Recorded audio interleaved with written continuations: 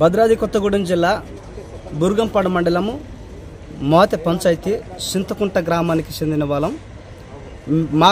మా గ్రామము మరి చింతకుంట సుమారుగా 30 సంవత్సరాల నుంచి మేము నివాసం చేస్తున్నాం.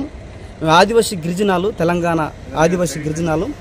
కానీ మాకు రోడ్డు లేదండి, కరెంట్ లేదు, అంగన్వాడీ లేదు, మరి సౌకర్యం మాకు లేదు.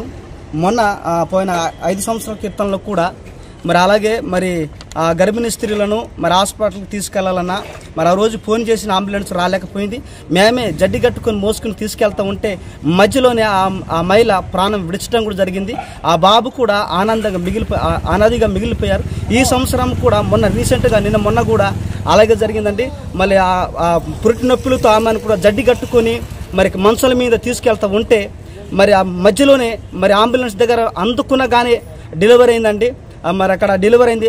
అదే పరిస్థితుల్లో మరి అక్కడ మరి సిస్టర్ ఉంది, మరి అది చూసుకున్నదండి. ఒకవేళ సిస్టరే లేకపోతే ఆ మధ్యలోనే మరి అలాంటి డెలివరీ అయితే పరిస్థితి ఏంటి? అసలు ఆమె ప్రాణం కూడా కూలిపోయేది ఆ సమయంలో కూడా. మరి అక్కడ ఎవరు కూడా మరి పురిటి నొప్పులు వచ్చినప్పుడు దానిని మరి సహకరించేవారు ఎవరు కూడా లేని పక్షంలో కూడా అదే మధ్యలో అక్కడ అదే మధ్యలోనే అలా జరిగితే మరి మా పరిస్థితి ఏంటి? ఆ ప్రాణం కూడా కూలిపోయే పరిస్థితి ఉంది. అలాగే మరి మేము కోరుకున్నది ఒకటే, మా గ్రామానికి రోడ్డు కావాలి, మా గ్రామానికి కరెంటు కావాలి, మా గ్రామానికి అంగన్వాడీ, స్కూలు, మంచినీరు కూడా మాకు కావాలండి.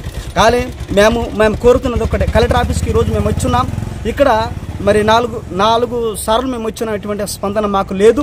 కానీ మాకు అట్లయినా కలెక్టర్ గారికి మరి సీఎం రేవంత్ రెడ్డి గారికి మేము కోరుకున్నది ఒకటే, మా గ్రామానికి మా సమస్యలను పరిష్కారం చేయాలని మేమందరం మా మనస్ఫూర్తితో ప్రేమతో మేమందరం చేరుని చేతులు జోడించి మా గ్రామానికి న్యాయం చేయాలని మేము మా మనస్ఫూర్తిగా కోరుతున్నాము.